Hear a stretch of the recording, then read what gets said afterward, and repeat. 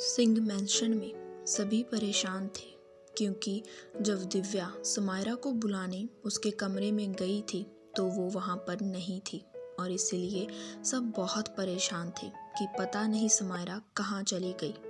कुछ देर बाद समायरा सामने से घर के अंदर आती है और उसे देख दिव्या जल्दी से उसके पास जाती है और कहती हैं, कहाँ चली गई थी तू? समायरा उनकी तरफ देखती है और कहती है, कहीं नहीं, बस यहीं पास में गई थी। दिव्या अपना सिर हिला देती है कि तभी तारुश उससे कहते हैं, समायरा आप हमारे साथ स्टडी रूम में चलिए, हमें आपसे कुछ बात करनी थी। समायरा हाँ में सिर हिलाती है और तारुश के साथ चली जाती है और उनके बाद आरुष और बिहानवी उनके पीछे ही चल देते हैं।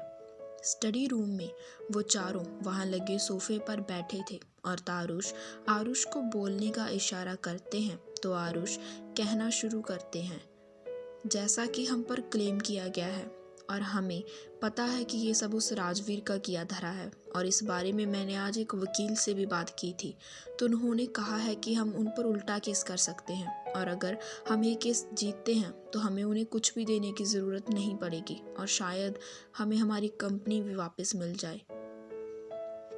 समायरा उनकी बात सुनती है और फिर कहती है, पर क्या वो सच में राजवीर रॉय के खिलाफ जाकर हमारे लिए केस लड़ेंगे?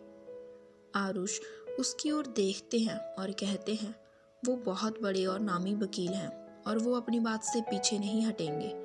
सभी अपना सिर हाँ में हिलाते हैं और वहीं दूसरी तरफ एक अंधेरे कमरे में राजवीर बैठा हुआ था और उसके हाथ में एक शराब का गिलास था। वो बार बार पास में पड़ी बोतल में से शराब गिलास में डालता और एक ही सांस में पी जाता। तभी उसका असिस्टेंट सौरभ उसके पास आता है और कहता है, सर उस वकील से बात हो गई है और वो मान भी गया है। राजवीर हल्का मुस्कुरा देता है और कहता है, अच्छा है मान गया, वरना वो नहीं जानता था मैं उसके साथ क्या करता। ये कहकर राजवीर वहाँ से उठता है और लड़खड़ाते हुए रॉय मैंशन के लिए निकल जाता है। कुछ देर बाद वो अपने कमरे में पहुंचता है और उसका हाल देख अलका जी परेशान होते हुए उनके पास आती हैं और कहती हैं, आपने फिर शराब पी ली, इतनी क्यों पीते हो आप जब आपसे संभाली नहीं जाती? उन्होंने इतना कहा ही था कि राजवीर उन्हें एक जोर का धक्का देकर साइड करते हुए कहता है, तुम्हारी हिम्मत कैसे हुई मुझसे ऐसी बात करने की? मिसिज रॉय हो, बस वही बनकर रहो, ज़्यादा मेरी बीवी बनने की कोशिश मत करना। इतना कहकर वो जाकर बिस्तर पर लेट जाता है और जल्द ही नींद के आगोश में चला जाता है। और वहीं अलका जी खुद को संभालते हुए उठती हैं और उनके पास जाकर उनके पैरों में से जूते निकालते हुए कहती हैं, क्यों कभी मैं आपकी बीवी नहीं बन सकती राज, क्यों?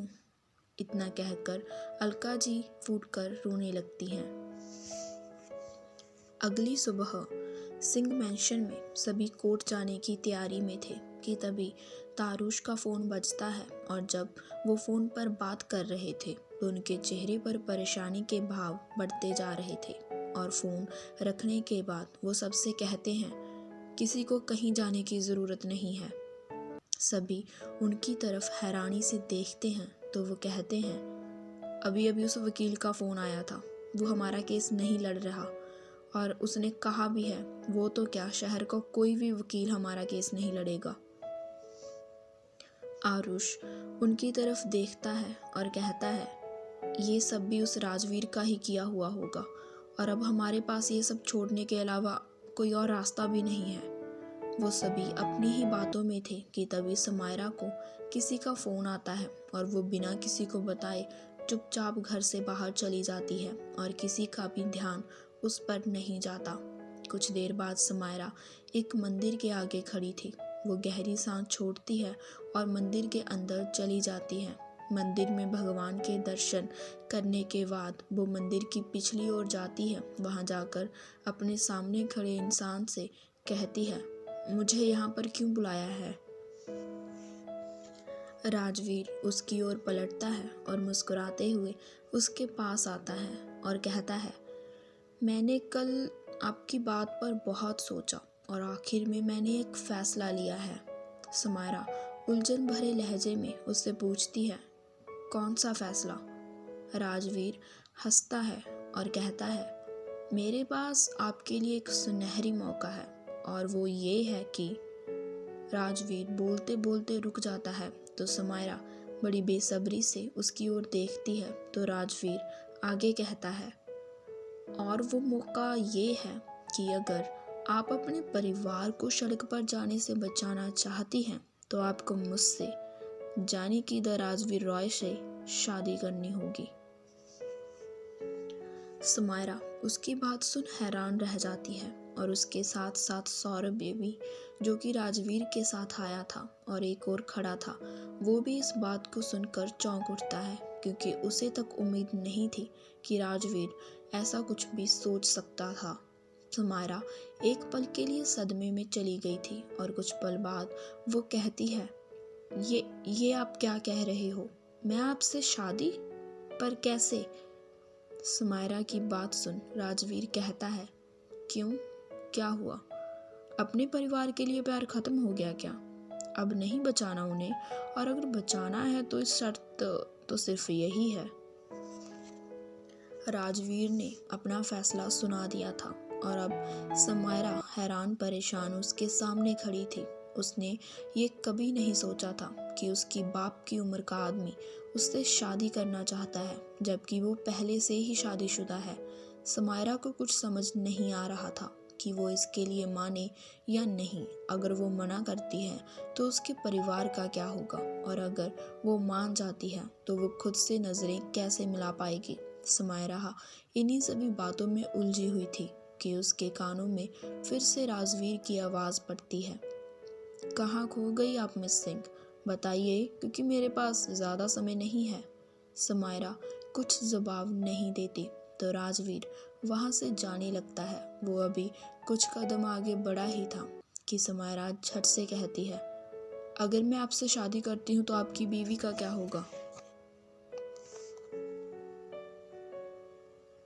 राजवीर के चेहरे पर तिरछी मुस्कान आ जाती है और वो उसकी ओर पलटता है और कहता है, वो मेरे लिए मायने नहीं रखती, मुझे बस सबका फैसला सुनना है।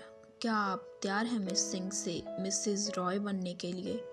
समायरा उसकी आंखों में देखती है और कहती है, हाँ मैं तैयार हूँ, बोलिए कब करनी है शादी?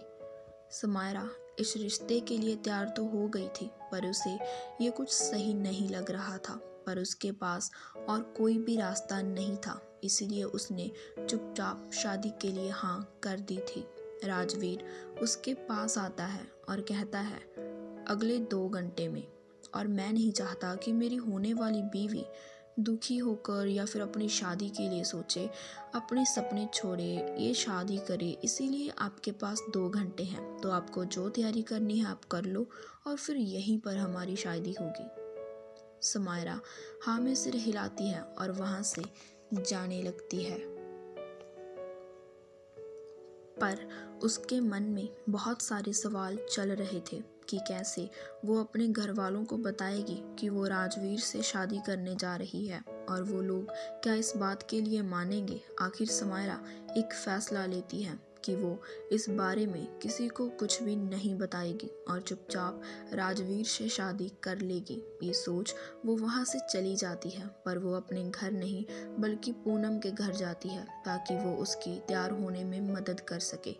वहीं राजवीर इस बात से काफ़ी खुश था और उसके पास खड़ा सौरभ अब तक इस सदमे से बाहर नहीं आया था कि राजवीर कैसे अपनी बीवी को छोड़ किसी और से शादी कर सकता है, जबकि उनकी बीवी कितनी अच्छी है। पर सौरभ कुछ बोल नहीं रहा था, आखिर था तो वो एक एम्प्लॉय ही। राजवीर उसकी ओर पलटता है और कहता है, सौरभ शादी की तैयारी करो। इतना कहकर वो खुद वहाँ से चला जाता है और सौरभ पंडित जी से बात करने के लिए चला जाता है। वहाँ मौजूद लोगों में से किसी को इस बात की खबर नहीं थी कि किसी की आंखें उन्हें कब से देखे जा रही थी। और राजवीर के जाते ही वो शख्स भी वहाँ से चला जाता है। कुछ देर बाद राजवीर रॉय मैंशन पहुँचता है और सीधा अपने कमरे में चला जाता है और वहाँ पर अलका जी पहले से ही मौजूद थी और राजवीर बाथरूम में फ्रेश होने चला जाता है और फिर अच्छे से तैयार होकर कहीं जाने लगता है कि तभी अलका जी उनके सामने आ जाती हैं और कहती हैं, आप कहीं जा रहे हो राज? राजवीर उन्हें घूर कर देखता है और कहता है, कितनी बार कहा है तुम्हें कि जब मैं कहीं जा रहा हूँ तो अपनी मनहूस शक्ल मेरे सामने मत लेकर आया करो। अलका जी वैसे ही खड़ी रहती हैं और कहती हैं, आपने मेरे सवाल का जवाब नहीं दिया राज कि आप कहीं जा रहे हो। राजवीर गुस्से में दांत पीसते हुए कहता है, मुझे तुम्हें कुछ भी बताने की ज़रूरत नहीं है, अब हटो मेरे रास्ते से। इतना कहकर राजवीर उन्हें एक और कर देता है और दरवाजे से जाने लगता है कि तभी पीछे से अलका जी कहती हैं, आप शादी करने जा रहे हैं ना?